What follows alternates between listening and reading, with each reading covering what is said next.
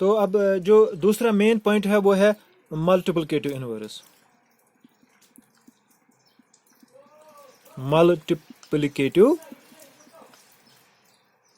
Inverse. अब इसमें एक ही कंडीशन याद रखनी है, ऐसी वैल्यू जिसको मल्टीप्लाई करने से आंसर 1 आ जाए, बस इतना याद रखना। ऐसी वैल्यू जिसको मल्टीप्लाई करने से आंसर 1 आ जाए। जैसे मेरे को अब पूछ लिया जाए 2 का मल्टीप्लिकेटिव इनवर्स निकालो, तो घबराना नहीं। 2 का मल्टीप्लिकेटिव इनवर्स का मतलब इसका रेसिप्रोकल कर दो। 2 का रेसिप्रोकल क्या होता है? 1/2। 1/2।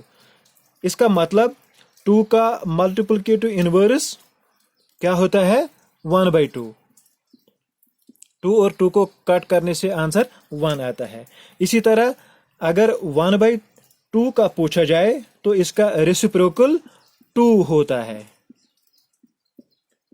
तो जब भी हमें मल्टीप्लिकेटिव इनवर्स के बारे में पूछा जाए तो हमें क्या करना है?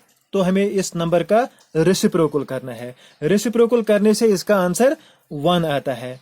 अब मैं कुछ एग्जांपल्स दे रहा हूं। मान लीजिए कि आपसे पूछा जाए 5 का मल्टीप्लिकेटिव इनवर्स क्या है, तो 5 का रेसिप्रोकल क्या है? 1/5। 5 का रेसिप्रोकल क्या है? 1/5।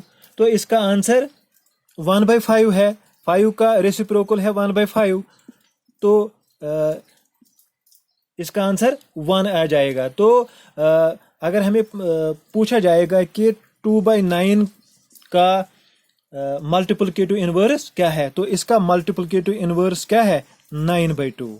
9/2, क्योंकि इन दोनों को मल्टीप्लाई करने से आंसर 1 आता है।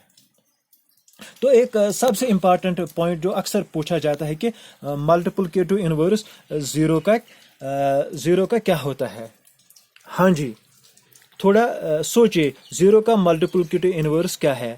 आप अब सबका रेसिप्रोकल कर रहे हो, तो 0 का रेसिप्रोकल क्या है फिर? 1/0 है। बट ये जो 1/0 है ये नॉट डिफाइंड है। नॉट डिफाइंड है। तो फिर हमें बोलना है कि 0 का मल्टीप्लिकेटिव इनवर्स नॉट डिफाइंड है।